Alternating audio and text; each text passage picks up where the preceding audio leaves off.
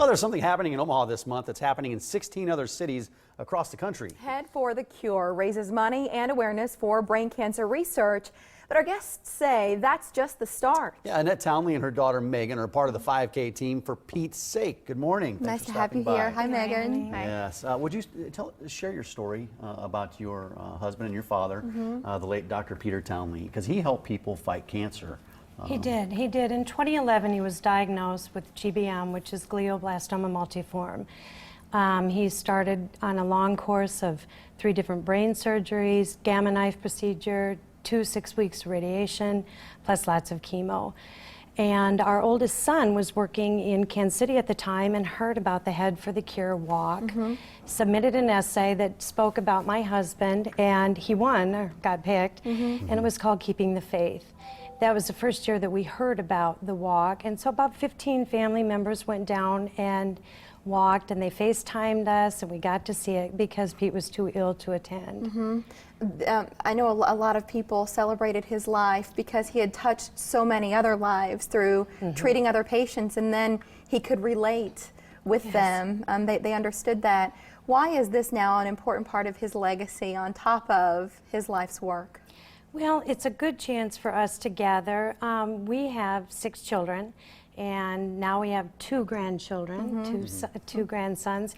But it's a chance for us to get together and celebrate his life, and he truly loved his patients and loved his work of caring for people with cancer. And it's a good chance, and also to meet with people that are on the same walk that we had with the illness, and trying to have a quality of life. Yeah, why do you believe this is more than a run and a fundraiser? I think it's a good way to bring together people in the community that are kind of going through similar things, whether they're people who have brain cancer, or family members or friends that have brain cancer. And one surprising stat that we found out just recently is about 200,000 men, women, and children are diagnosed every year in the United States with some sort of brain cancer. So when the first run in Kansas City, it was just overwhelming how many people were there to show support and to raise money for brain cancer. So I think just connecting with different people in the community and really seeing how many people are there to help find And cure. how many people care. This is some video. What the second year for the event in Omaha? I know it's growing. Yes. There are a handful of cities where this is the first year even, so we expect this to be huge as it continues to grow. Give us some background on the organization and then the money raised. I was reading about the trials, so what are we raising money for exactly? So a little bit of background, it was started by Kansas City native Chris Anthony. He was diagnosed at the age of, I think it was 34, with a GBM, a glioblastoma multiforme, which is the same tumor that my father had. And he was an avid runner, so he thought that this would be a great way to create awareness and then also some money for research. So he started it in Kansas City, and then it's grown since then. Since its inception, they've raised $5 million and $1.6 million in 2014 alone. Just that year. That's incredible. That's a lot of money. When your father was alive, he died of a brain tumor, but what did he do in terms of not only caring for his patients, but raising awareness for this disease?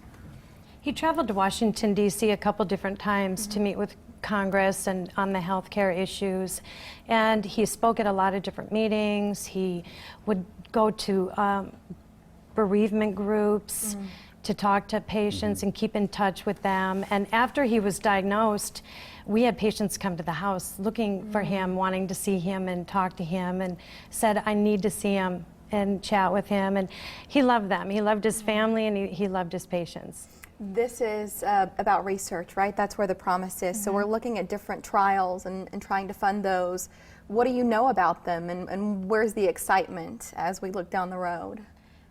All the money goes to the Brain Tumor Trials Collaborative, and what that is it's about 23 different institutions that share all of their medical trials for brain tumors.